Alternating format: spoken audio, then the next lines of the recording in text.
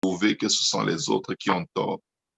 Tu n'es pas plus agréable aux yeux de Dieu que quelqu'un qui fait silence et qui se laisse accuser parce que son prochain ne peut pas le comprendre. Si vous vous retrouvez dans des arguments ou dans des discussions avec des gens et que ça commence à s'échauffer, je vous recommande une chose, laissez. Arrêtez de discuter, arrêtez de vous défendre. Vous savez, le Seigneur Jésus aurait pu se défendre devant Pilate, mais le Seigneur s'est tu. Il ne s'est pas tu pour rien. Il était tellement intelligent, tellement puissant en parole et en acte, que s'il ouvrait la bouche, il allait gagner. Si nous avions ces habilités, c'est sûr qu'on pourrait écrire un journal avec tous les jours des situations où nous avons encore eu raison et nous avions été encore la personne la plus pertinente et tout le monde avait tort. Et voilà quoi, on a raison, on est fier d'avoir raison, mais ça ne change rien. Il y a des gens qui vont guérir de leur mauvaise pensée, de leur mauvais cœur, parce qu'ils t'ont accusé et tu n'as rien dit. Ils ont juste besoin que tu sois sur le banc des accusés pour se sentir bien. Mais je vais te dire une chose. L'apôtre Paul disait, nous sommes menés tous les jours comme des brebis devant le boucher. Les brebis ne parlent pas. Les brebis ne se défendent pas. Les brebis écoutent. Quand on les accuse, elles n'y peuvent rien. Elles ne bronchent pas. On les égorge, elles ne parlent pas. Le Seigneur devant Pilate a eu le même défi. Et Pilate lui dit, n'entends-tu pas tout ce qu'on dit contre toi? N'as-tu rien à dire pour te défendre? Ne sais-tu pas que je peux te délivrer? Le Seigneur Jésus lui a répondu, tu n'aurais aucun pouvoir sur moi si cela ne t'avait été donné d'en haut. Le Seigneur Jésus était en train de lui rappeler, je ne me tais pas parce que je ne sais pas comment me défendre, mais je me tais parce que je suis venu donner ma vie. Le Seigneur dit, celui qui garde sa vie la perdra, mais celui qui donne sa vie la retrouvera. Je viens dire au peuple de Dieu, ne soyez pas caractérisés par votre grande aptitude à vous défendre et à vouloir toujours avoir raison. Laissez. Quand vous vous taisez, vous avez mal. Vous avez extrêmement mal. Mais cette douleur que vous ressentez est en fait une substance d'onction. C'est-à-dire, c'est comme un carburant que vous pouvez utiliser dans la prière parce que vous avez un cœur brisé et vous êtes dans un état de contrition. Vous étouffez à l'intérieur de vous. En ce moment-là, le Seigneur s'attend à ce que vous ouvriez la bouche et que vous disiez, pardonne-leur, Seigneur, car ils ne savent pas ce qu'ils font. Ne me livre pas entre les mains de mon adversaire.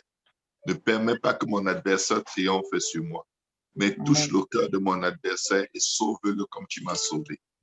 Sauve-le pour qu'il découvre la vérité dans tes bras et qu'il te serve. Il vaudrait mieux perdre une discussion et sauver une âme que de gagner dans une discussion et perdre une âme. Beaucoup de gens devront leur salut à cause de la pureté de nos mains. La pureté de nos mains, ce n'est pas le simple fait qu'on soit innocent. C'est le fait que même innocent, on n'ouvre pas la bouche pour défendre notre droit. Dieu peut défendre les muets. C'est pourquoi la Bible dit, fais silence devant le secours du Seigneur. Quand tu fais silence, ne développe pas de l'amertume à l'intérieur de toi. Il y a des gens qui font silence par orgueil. Il y a des gens qui font silence par rancune, par méchanceté. Ce n'est pas de ça que je parle. Je parle de faire silence par compassion. Faire silence parce que la personne qui est devant toi ne sait pas ce qu'elle fait. Quand ils ont crucifié le Seigneur Jésus, ils l'ont battu, ils l'ont humilié, ils l'ont crucifié nu. Le Seigneur a fait silence. La Bible dit qu'il n'a pas ouvert la bouche. Il suffisait qu'il dise un mot Comme il a dit à ses disciples, je pourrais invoquer mon Père et il m'enverrait des myriades d'anges pour me défendre. Je ne vais pas utiliser les droits ni la puissance que j'ai devant Dieu face à mon accusateur. Je vais me taire et demander à Dieu de pardonner et de sauver. Vous savez, si quelqu'un vous a vraiment, vraiment blessé, c'est parce que la personne est vraiment, vraiment blessée. Si quelqu'un vous calomnie, c'est parce que la personne n'aime pas ça. Quelqu'un passe partout et propage des mensonges à votre sujet. Ne vous irritez pas, n'essayez pas de vous défendre. Laissez la personne montrer au monde entier tout ce qu'elle a dans le cœur. La bouche parle de l'abondance du cœur. Quelqu'un qui dit du mal des autres a un mauvais cœur. Parce que si elle n'avait pas un mauvais cœur, elle ne dirait pas tout le mal qu'elle dit. Alléluia. Alléluia. Amen. Est-ce que quelqu'un me suit? Amen. Amen. Amen. Amen. Je vais vous donner un conseil, une raison de plus. Pourquoi ne pas se défendre? Parfois, pour te défendre, il faut que tu parles des choses que l'autre personne a fait qui sont mauvaises. En fait, il faut accuser pour se défendre.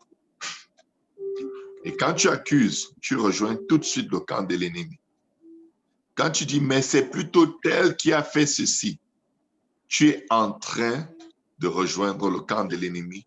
Tu passes de victime à accusateur. C'est pourquoi quand tu as raison, tu es à deux doigts d'avoir tort.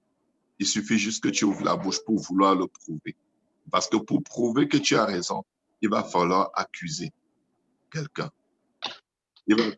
C'est pas que tes accusations sont fausses, mais nous ne serons pas sur le banc des accusateurs. Il y a un qui est l'accusateur, l'ennemi de nos âmes, c'est Satan. Quand on t'accuse, quand on ment à ton sujet, on est en train de t'inviter dans le camp des accusateurs. On est en train de perdre une pression psychologique et émotionnelle sur toi pour que tu rejoignes le camp des accusateurs et que tu serves le diable. C'est littéralement une pression de l'antéchrist. Défends-toi, défends-toi.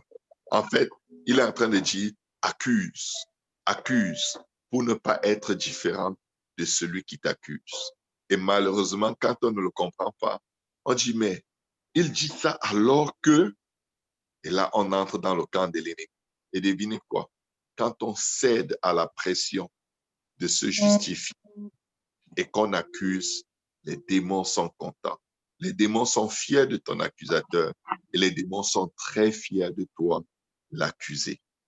Tu ne vas jamais sauver les gens en essayant de te défendre, mais tu vas sauver les gens en sacrifiant ton droit afin que ceux-là, ils puissent avoir accès au trône de la grâce.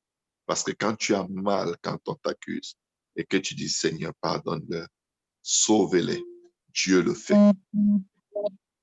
Dieu le fait. Tu pries avec un cœur brisé, un esprit abattu. Tu as la contrition au moment où tu pries à cause du fait que tu sois accusé faussement. Dieu se lève et il défend ta cause. Et Dieu te fait avoir part aux souffrances de Christ. Si tu as part aux souffrances du Christ, c'est sûr que tu régneras avec.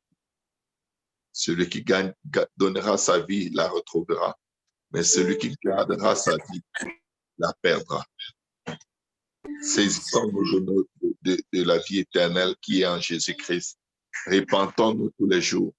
Et si vous ne l'êtes pas encore, faites-vous baptiser au nom de Jésus pour le pardon de vos péchés. Vous recevrez le don du Saint-Esprit, car la promesse est pour vous, pour vos enfants et pour tous ceux qui sont au loin, en aussi grand nombre que le Seigneur notre Dieu les appellera. Je le dis encore, répentez-vous et que chacun de vous soit baptisé au nom de Jésus pour le pardon de vos péchés et vous recevrez le don du Saint-Esprit. C'est ce qui est appelé la nouvelle naissance. Si tu es né de nouveau, tu dois être capable d'arrêter de te défendre et faire silence et voir le secours du Seigneur. Dieu a fait beaucoup de promesses à beaucoup de gens. Mais ces gens sont toujours en train de se battre pour eux-mêmes. Laisse Dieu se battre pour toi. Parce que quand tu prends ta défense, Dieu se retire, il te laisse gérer l'affaire. Mais quand Dieu prend ta défense, non seulement il relève ton droit, il défend ton nom, il défend ta cause, mais il attire à lui la personne qui t'accusait. Parfois, il faut que tu sois accusé, que toute l'attention de Dieu soit dirigée vers le salut d'une certaine personne qui t'a humilié, qui t'a flagellé, qui t'a rejeté, qui t'a calomnié. Le Seigneur était lui-même appelé homme de douleur et habitué à la souffrance. Les chrétiens de nos jours n'aiment pas la souffrance, surtout pas la souffrance qui vient des gens autour d'eux.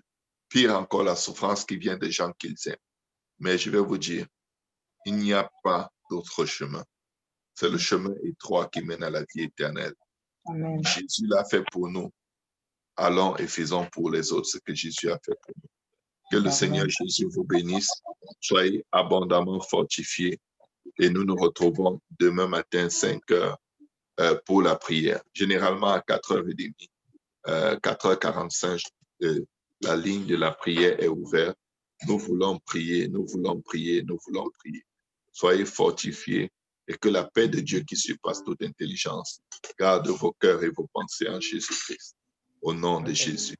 Amen. Amen. Est-ce que quelqu'un a des questions? Oui. Allô, pasteur. Oui. Oui, bonsoir, pasteur. Bonsoir tout le monde. En fait, j'ai configuré le Zoom à tel point que pour la ligne de prière, elle est ouverte. Donc, les gens peuvent se connecter même à 3 heures ou à 4 heures pour prier. Donc, c'est ouvert. Donc ils n'auront pas besoin que l'animateur soit d'abord connecté avant. Donc, ils peuvent se connecter avant même la prière. Donc, c'est comment ouvert, en fait, la ligne de prière. Amen.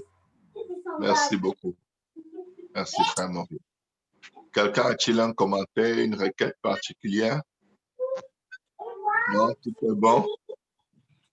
Que le Seigneur vous bénisse. Bon repos, bonne soirée et bonne guérison à tous ceux qui sont affligés dans leur corps et que Dieu délivre toutes les maisons et toutes les familles du coronavirus au nom de Jésus. Amen. Bonne soirée à tout le monde. Amen.